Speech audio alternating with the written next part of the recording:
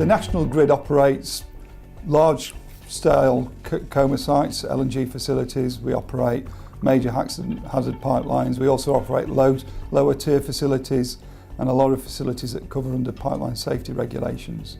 And also the electricity network that people are more familiar with. Process safety journey in National Grid's probably been driving since 2007, and I was delivering in-house training courses to senior managers, directors. And as we recognised that the volume of people we needed to train, we couldn't rely totally on our in-house resources. So we tried lots of other bespoke courses, and what we really wanted was one standard course for National Grid. And that's where we worked with UK Skills around developing a course that would recognise our process safety management system that National Grid's got, and also reflecting the types of incident National Grid assets can deliver, or could have, as it were. So we wanted to make it relevant to our workforce, which some of the process safety management training is very chemical focused. We're a LNG storage and gas transportation, electricity transmission business. So we wanted to make the examples, the case studies relevant to our business, and there's quite a lot out there that we could pull and draw on, and also introduce to our workforce and our senior management the process safety management system that we've developed within National Grid. We've rolled out the training to everybody that has got the management of assets right across our network. So on the electricity side, on our gas side and our LNG side, because the same principles apply whether or not you're operating a Copa site, operating a pipeline network or operating an overhead line cable. There's lots we can learn and share right across the board. We've always had a strong safety culture.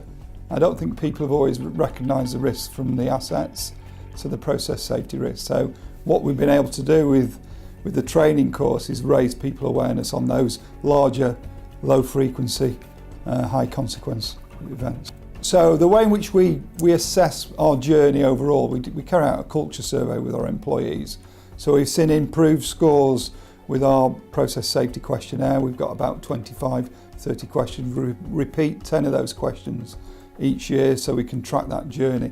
And it's certainly raised awareness around process safety, what it is, how people contribute to process safety, what they can do in their individual roles. And it's been really powerful about getting those messages across. So we've had some really good feedback from different groups. In some areas we've looked at the case studies to make them more relevant, and we've introduced more for our electricity focused workforce, more electricity case studies to keep their enthusiasm for process safety and get them to recognise that in fact they can have similar types of events and incidents. The key is not to having a major event, and that's what we're all after, but it's very difficult to measure that. So that's why we measure our culture survey, we look at the reporting of near misses, and part of the raising awareness is you might start off with reporting more events, and that's what's happened, which is a good thing because it's things we can learn from that avoid those major incidents. They're able to flag it up, and we've got managers who are able to have a good conversation with the people. That's what we want them to do. So as a manager goes around site, you can have a good conversation with the staff about what the major risks are, not just looking at the slip, trips and fall hazards, but looking at the loss of containment risks and whether or not the protective devices are working. The training programme is ongoing, where we've trained over 300 people so far. We've got further people to train, and as we bring people into the organisations, our graduates will include on the training course.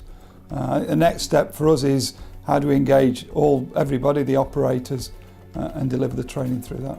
So National Skills Academy have provided us with the template to work well with, work closely with the National Skills Academy to achieve the standard and the support of the overall programme delivery. It's a continuous ongoing relationship. So we have continuous updates with the National Skills Academy. They listen to our views on whether or not we need to change the case studies and keeping the material relevant, because there's always process safety incidents happening around the world that we can update the material and keep it alive. As part of my roles is to get involved with the industry trade body United Kingdom Onshore and Pipeline Operators Association, Copa. So I chair their process safety working group, and it's been really useful for sharing knowledge around training and sharing experiences. I would suggest that all you Copa members need to look at their training around process safety. They might be a Coma site, they might just operate pipelines, but there's an awful lot of learning they can bring from the standard training courses within their area to avoid and train their staff to avoid major incidents. So National Grid developed a bespoke system. I would, if you've got a large number of people to train within your organisation and you've got your own process safety management system, I think a bespoke system probably is what you really need to think about. And delivering that through UK Skills, make sure that the standards are applied right across the board.